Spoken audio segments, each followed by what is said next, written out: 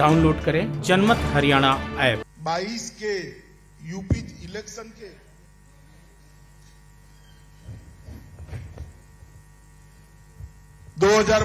UP election के हमारे सभी प्रत्याशियों को जिताने की अपील करने आया हूं, क्योंकि कोरोना के कारण चुनाव आयोग ने एक छोटी सी मीटिंगें करने की आचार संहिता बनाई है। भारतीय जनता पार्टी भी आचार संहिता का सम्मान करती है और हम सभी ने तय किया है कि इस प्रकार के संवाद के माध्यम से और संवाद को मीडिया के माध्यम से घर घर पहुंचाकर इस बार चुनाव प्रचार किया जाए। मित्रों, आज मैं जब मथुरा में आया हूं, ये मथुरा, वृंदावन, गोवर्धन न केवल उत्तर प्रदेश, देश भर के लोगों का श्रद्धा केंद्र है, क्योंकि यही क्षेत्र है जहां पर भगवान श्री कृष्ण ने श्री कृष्ण बनने की प्रक्रिया की शुरुआत करी। कान्हा को श्री कृष्ण बनाने वाला क्षेत्र यही है। कहीं पर भी जाते हैं, अगर मालूम पड़ जाएगा, आप देश में कहीं पर भी जाइए, मालूम पड़ जाएगा वृंदावन से आए हैं तो तुरंत बोलेंगे राधे राधे, तुरंत बोलेंगे। और न केवल देश, दुनिया भर के अंदर समर्पण भाव के लिए राधा जी का जो कृष्ण के प्रति समर्पण था, जो भक्ति थी, उसके लिए कृष्ण के आगे भी आज हम राधा का नाम देते हैं, राधे कृष्ण बोलते हैं। और ये भूमि, यही भूमि पर ढेर सारे अत्याचारों को करने वाले कंस का वध भी हुआ। 3 महीने से लेकर 14 साल की आयु तक जितने भी असुरों को भेजा, प्रभु ने इसका संहार भी इस भूमि पर किया और धर्म की स्थापना करने का काम किया था। मथुरा की दिव्यता, भव्यता लौटाना, उसकी आध्यात्मिक ऊंचाई को जरा भी कम करे बगैर उसको आधुनिक से आधुनिक तीर्थ स्थान बनाना, ये भारतीय जनता पार्टी का लक्ष्य। और इस दिशा में 5 साल में ढेर सारे काम हुए, ढेर सारे कदम उठा गए। और मगर मैं इस पर जरा बाद में आऊंगा। सबसे पहले कार्यक्रम के माध्यम से ब्रज क्षेत्र की समग्र जनता को मैं 2 हाथ जोड़कर धन्यवाद करना चाहता हूं, क्योंकि चाहे चुनाव 14 का हो, 17 का हो, 22 का हो, ब्रज के डिब्बे जब खुलते हैं सिर्फ कमल ही कमल दिखाई दे। मैं तीनों चुनाव में भारतीय जनता पार्टी के साथ यहां जुड़ा रहा। 2013 में मैं यहां प्रभारी बनकर आया था। 14 में चुनाव हुआ, उत्तर प्रदेश ने मन खोलकर भोले शंकर की तरह मोदी जी की झोली वोटों से भर दी और पूर्ण बहुमत की सरकार। 17 में आया, हमने कहा कि मोदी जी को बिठाने से कुछ नहीं होता, जहां तक उत्तर प्रदेश में व्यवस्था नहीं बदलती है, उत्तर प्रदेश का विकास नहीं हो सकता। आपने मोदी जी की अपील का सम्मान करते हुए 300 से ज्यादा सीटें देकर भारतीय जनता पार्टी की पूर्ण बहुमत। और फिर से 2019 में भारतीय जनता पार्टी के कार्यकर्ता आए, उस वक्त भी मैं अध्यक्ष था। आपने किसी की सुने बगैर हमेशा की तरह आशीर्वाद भारतीय जनता पार्टी को। इसलिए मैं ब्रज क्षेत्र की जनता को कहने आया हूं कि 7.5 साल में देश और उत्तर प्रदेश में जो परिवर्तन हुआ है, इसका अगर सीधा यश किसी को देना है तो मैं बेझिझक उत्तर प्रदेश की महान जनता को देकर उसका धन्यवाद करूंगा। और इस बार यूपी का जो चुनाव है, मैं आप सभी को कहना चाहता हूं, भाइयों बहनों, युवाओं, ये यूपी के चुनाव को विधायक का चुनाव मत समझिए। किसी को मंत्री मुख्यमंत्री बनने का चुनाव मत समझिए। उत्तर प्रदेश का चुनाव आने वाले देश में भारत के भाग्य का निर्णय करने वाला चुनाव, क्योंकि देश के सबसे बड़ा सूबा है। 22 करोड़ से ज्यादा मतदाता अगर विकसित नहीं होता है प्रदेश, तो देश का विकास भी पिछड़ा रहेगा। और अब तो हमारे यहां कहते हैं, नैनिहाल में भोजन करने बैठो और मां परोसने वाली हो तो कोई दिक्कत आती है भाई? खाने में आती है? बताओ। अब यूपी का विकास करना है, आपने वोट भी दिए और मोदी जी भी उत्तर प्रदेश से जीतकर देश के प्रधानमंत्री बने हैं। यूपी वालों को तो दोनों हाथों में लड्डू है। मित्रों, उत्तर प्रदेश का चुनाव आने वाले 5 साल के लिए उत्तर प्रदेश किस पार्टी के हाथ में, किस विचारधारा के हाथ में जाएगा, इसका चुनाव। भारतीय जनता पार्टी की सरकार देखने के पहले उत्तर प्रदेश ने एक लंबे कालखंड तक सपा बसपा सपा बसपा सपा सपा बसपा सरकारें देखी। सपा आती थी, एक जाति का काम करती थी, बसपा आती थी, दूसरी जाति का काम करती थी। कभी भी उत्तर प्रदेश का संपूर्ण विकास का नक्शा किसी ने खींचा ही नहीं। ये तो नरेंद्र मोदी जी के प्रधानमंत्री बनने के बाद, योगी आदित्यनाथ के मुख्यमंत्री बनने के बाद सबका साथ, सबका विश्वास और सबका विकास का सूत्र है। ये जो सरकार है भारतीय जनता पार्टी की, ये सरकार जो भारतीय जनता पार्टी की है, वो किसी एक जाति की नहीं, संपूर्ण समाज की। आपने 2017 में ही जातिवाद, परिवारवाद और तुष्टीकरण के आधार पर राज करने वाली पार्टियों को दरकिनार कर दिया। आप मुझे बताइए, राजनीति के अंदर जातिवाद और परिवारवाद होना चाहिए क्या? होना चाहिए? राजनीति के अंदर अपनी वोट बैंक का तुष्टीकरण करने के लिए सारे समाज को दरकिनार कर आगे बढ़ना ठीक है क्या? मित्रों, ये सरकारें चली, जातिवाद परिवारवाद के लिए चली, तुष्टीकरण के आधार पर चली और भ्रष्टाचार का यहां चारों ओर बोलबाला था। मैं आपको पूछना चाहता हूं, 7.5 साल से मोदी जी की सरकार है, राहुल बाबा भी भ्रष्टाचार का आरोप नहीं लगा सकते? लगा सकते हैं क्या? लगा सकते हैं क्या? 5 साल हो गए योगी सरकार को। अखिलेश बाबू, नोटों की ढेर निकलते हैं आपके लोगों के यहां से, भारतीय जनता पार्टी भ्रष्टाचार का कोई आरोप नहीं लगा।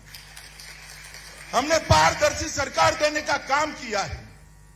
हमने लोगों का जो पैसा था, लोगों का जो अधिकार था, उसको अपने घर में पहुंचाने का काम किया है। मित्रों, उत्तर प्रदेश को हम सब जानते हैं, मगर तनिक मैं 5 साल पहले ले जाना चाहता हूं। समाजवादी की पार्टी की सरकार थी। गुंडा राज था या नहीं था? बताओ भाई, जरा जोर से बोलो, था या नहीं था?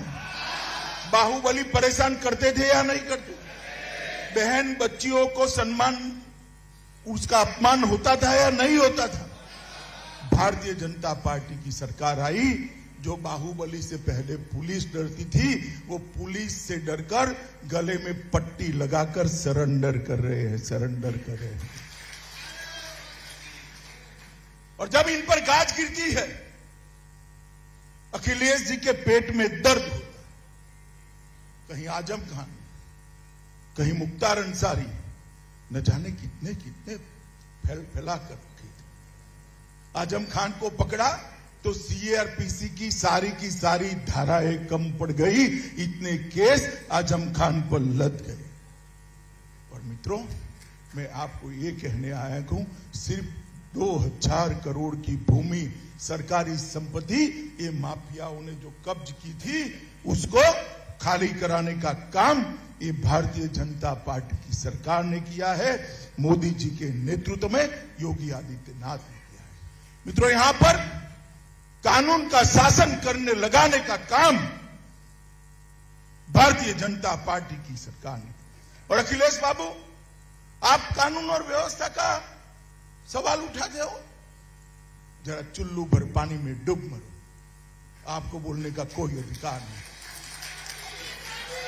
मैं आंकड़े लेकर आया हूं। अखिलेश बाबू, मैं आपको कहना चाहता हूं, बहन मायावती जी, मैं आपको कहना चाहता हूं, कल मेरी बात का सार्वजनिक जवाब दीजिए। अखिलेश बाबू के शासन से भारतीय जनता पार्टी के शासन में डकैती में 70% कमी हुई है। कितनी हुई है भाई? लूट में 72% की कमी हुई है। कितनी हुई है? हत्या में 29% की कमी हुई है। कितने प्रतिशत की? और अपहरण के अंदर 35% की कमी, ये भारतीय जनता पार्टी के शासन में। और अगर आप इसका जवाब देना चाहते हो तो जरूर दे दो, मुझे जवाब देने की जरूरत नहीं है। हमारा युवा मोर्चा का कोई कार्यकर्ता अगर आपको आंकड़े दिखा जाएगा। ये जो दावे करते हैं, मैं पूछना चाहता हूं कि आपके शासन के अंदर सुशासन क्यों नहीं है?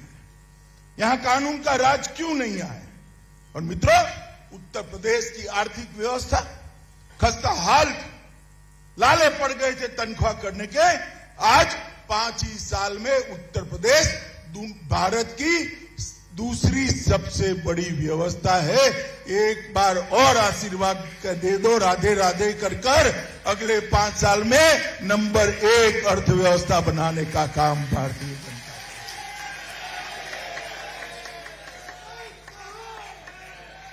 मित्रों, यहां बहुत सारी माताएं बहनें भी बैठी हैं।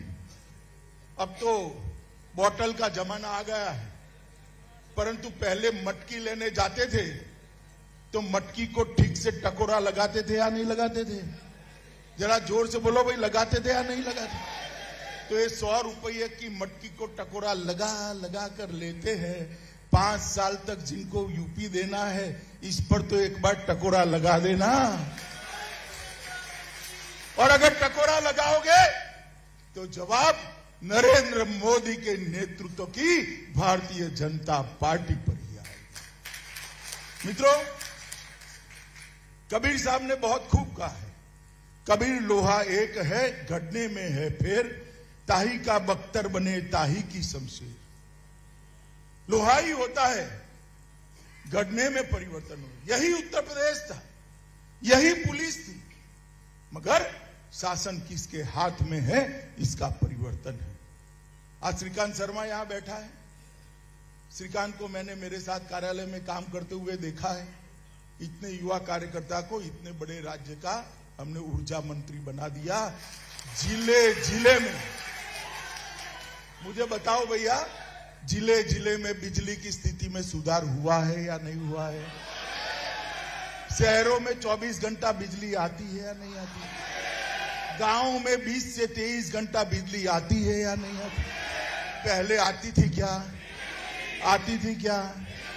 तो कबीर साहब यही कहते हैं कि लोहे से ढाल भी बन सकती है, शमशीर भी बन सकती है। शासन अगर अखिलेश के हाथ में है तो गुंडों का राज होगा, शासन अगर भाजपा के हाथ में है तो विकास का रास्ता प्रशस्त होगा। मित्रों, हमने गुंडा राज से मुक्त किया है, आतंकवाद से मुक्त किया है, दंगों से मुक्त करने का काम ये भारतीय जनता पार्टी की सरकार ने किया है। मित्रों, यहां पर ढेर सारे काम यहां पर किए गए हैं। मैं बहुत डिटेल में तो नहीं जाना चाहता हूं, कुछ जरूर बताऊंगा। भगवान परशुराम के नाम पर यहां प्रदेश में परशुराम पार्क का निर्माण हम कर रहे हैं। यहां पर वृंदावन के अंदर ढेर सारे काम भी हमने चालू किए हैं। मथुरा में भव्य कृष्ण महोत्सव का उत्सव कर दुनिया भर के यात्री मथुरा में आए, ये परंपरा को भारतीय जनता पार्टी ने शुरू किया है। श्री कृष्ण जन्मभूमि क्षेत्र के 10 किलोमीटर में तीर्थ स्थल घोषित करने का काम भारतीय जनता पार्टी की सरकार ने किया है। वृंदावन, बरसाना, गोवर्धन, बलदेव, नंदगांव, राधाकुंड और गोकुल जैसे धामों को तीर्थ स्थान घोषित कर कर उसकी महत्ता और पवित्रता और दिव्यता को आगे बढ़ाने का काम भारतीय जनता पार्टी की सरकार ने किया है। ब्रज तीर्थ विकास परिषद की हमने स्थापना की है। ब्रज परंपराओं की सभी छटाओं, सांस्कृतिक पर्यावरण संबंधी भी चिंता यही समिति कर रही है और आने वाले दिनों में विश्व भर का पर्यटन यहाँ आए, इस प्रकार का हमने आयोजन किया है। बांके बिहारी मंदिर की 22 कुंज गलियों और कृष्ण जन्मस्थान के मार्गों का विकास, मैं पहले भी आया हूं, आज भी बांके बिहारी की गलियों में जाकर आया हूं। बहुत बड़ा अंतर देखकर मन को बहुत शांति मिलती है। बांके बिहारी मंदिर की 23 कुंज गलियों को भी विकास कर रहा है। लगभग मथुरा वृंदावन निगम क्षेत्र में 70,000 घरों को, जिसमें सबसे ज्यादा गरीब घर है, उनको शुद्ध पीने का पानी पहुंचाने का काम ये भारतीय जनता पार्टी की सरकार ने किया। मित्रों, उत्तर प्रदेश की सरकार ने रामायण सर्किट, महाभारत सर्किट, शक्तिपीठ सर्किट, आध्यात्म सर्किट, जैन सर्किट और सूफी सर्किट को भी चालू कर धार्मिक पर्यटन को पूरे उत्तर प्रदेश के अंदर बढ़ावा देने का काम किया है। मित्रों, मोदी जी की जब सरकार आई तब मोदी जी ने कहा था कि मेरी सरकार देश के करोड़ों गरीबों, आदिवासियों और दलितों की सरकार होगी, पिछड़े समाज की सरकार होगी। और मोदी सरकार ने 7.5 साल में इसको चरितार्थ कर दिखाया है। मैं सिर्फ उत्तर प्रदेश की बात करता हूं। अखिलेश भाई सुनते हो तो जरा जवाब दे देना कि आपके शासन में और बहन जी के शासन में 20 साल में ये सब क्यों नहीं हुआ था? जरा जवाब तो देना। आपने भी कम शासन नहीं किया है। देना चाहिए नहीं देना चाहिए भाई? जरा जोर से बोलो, देना चाहिए नहीं देना चाहिए? मित्रों, 1,67,00,000 गरीबों के घर में मोदी जी ने गैस का चूल्हा फ्री ऑफ कॉस्ट पहुंचाकर धुएं से मुक्त। एक गरीब के घर में जब गैस का चूल्हा पहुंचता है तो पूरा घर धुएं से मुक्त हो जाता है। बीमार आदमी का तो भला होता है, खाना पकाने वाली मां की आंख की ज्योति भी नहीं जाती, फेफड़े भी इसके सलामत रहते हैं। लगभग 2,61,00,000 शौचालय बना रहे हैं। 2,61,00,000 घर ऐसे थे जिसमें शौचालय नहीं था। मित्रों, वो परिवार की महिलाओं की स्थिति की आप कल्पना करते हो। इसलिए उत्तर प्रदेश में शौचालय को इज्जत घर नाम दिया है, जिसने महिलाओं का सम्मान बढ़ाने का काम किया है। आजादी के 70 साल के बाद वो मां, बहन, बेटी शर्मसार होती थी। आज मोदी जी ने ये 2,61,00,000 परिवारों की 10 करोड़ बहनों को, भाइयों को आज शौचालय देकर उनका सम्मान करना का काम किया। मातृवंदना योजना में 40 लाख लोगों को लाभान्वित किया गया। 1,41,00,000 घर ऐसे थे जिसमें आजादी के 70 साल के बाद बिजली नहीं थी। अब ये कहते हैं हम मुफ्त बिजली देंगे। अरे भाई अखिलेश, आप तो बिजली ही नहीं दे पाएंगे, मुफ्त की क्या बात करते हो आप? जो बिजली नहीं दे पाया वो मुफ्त दे सकता है क्या? बताओ भाई, दे सकता है क्या?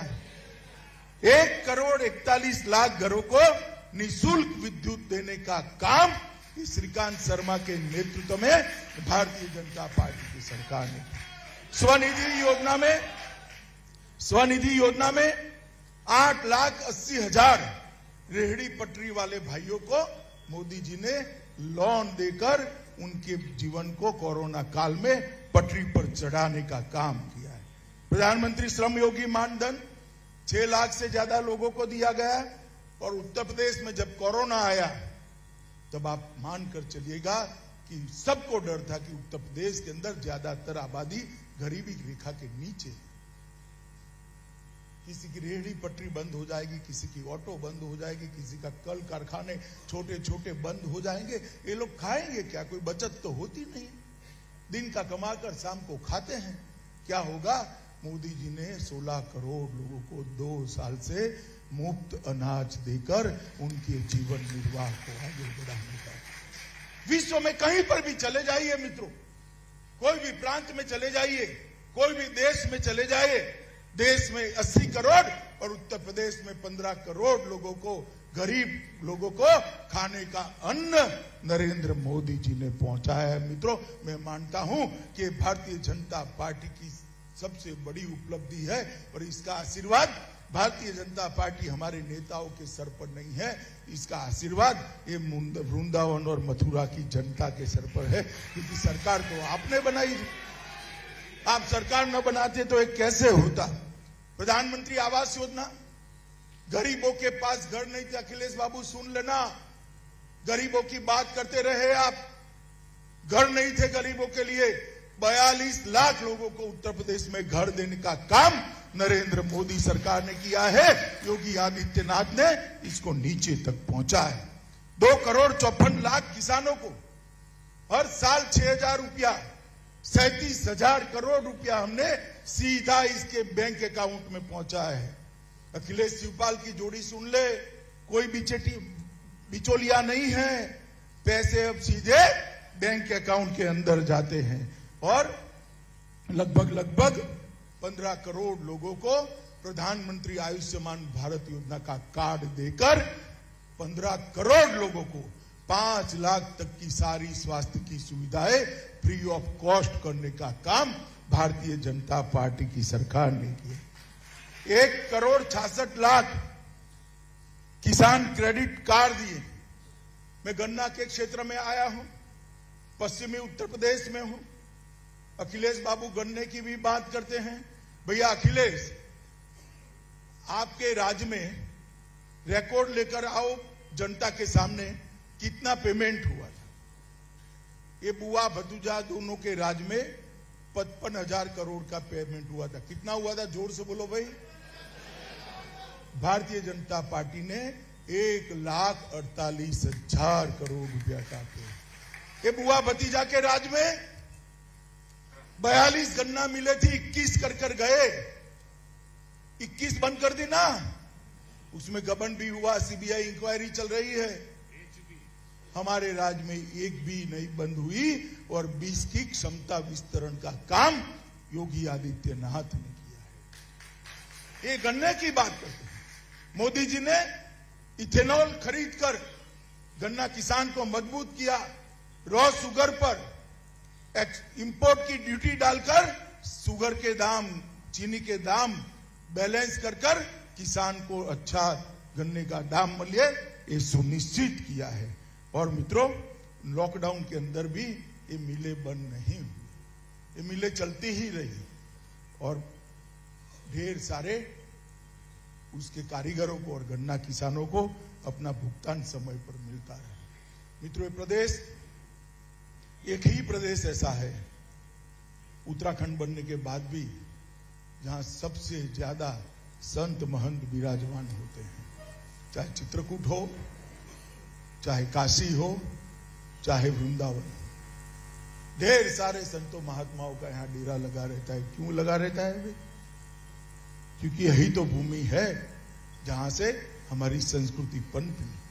महाभारत, रामायण, ये सभी इसी भूमि पर हुए। ढेर सारे अपने श्रद्धा केंद्रों का जीर्णोद्धार नहीं होता था। मित्रों, आप मुझे बताओ, मोदी जी की सरकार न होती तो राम जन्मभूमि का मंदिर संभव था क्या? होता क्या? बाबा विश्वनाथ का कॉरिडोर बनता क्या? विंध्यवासिनी का पुनर्निर्माण होता क्या? ये भारतीय जनता पार्टी की सरकार है जिसने वोट बैंक की चिंता करे बगैर समाज के श्रद्धा केंद्रों को फिर से दैदीप्यमान करने का काम किया है। मित्रों, आपने दूसरी बार मोदी जी को वोट दिया? पूर्ण बहुमत की सरकार बनाई? हमें हमेशा कहते थे, अखिलेश जी हमेशा कहते थे कि मंदिर वहीं बनाएंगे मगर तिथि नहीं बताएंगे। अखिलेश जी, भूमि पूजन हो गया है, आपको निमंत्रण है, आप भी आ जाना जब ध्वजा चढ़ती है। मित्रों, 70 साल से भारतीय जनता पार्टी मांग करती थी कि कश्मीर के अंदर धारा 370 उखाड़कर फेंक देनी चाहिए। ये पूरा का पूरा कश्मीर ये भारत का है, कश्मीर भारत का अभिन्न अंग है। पूरा देश इसके साथ सहमत था, मगर धारा 370 को वोट बैंक की लालच में कोई छूता नहीं था। आपने दूसरी बार सरकार बनाई और 5 अगस्त 2019 को नरेंद्र मोदी जी ने धारा 370 को उखाड़ कर फेंक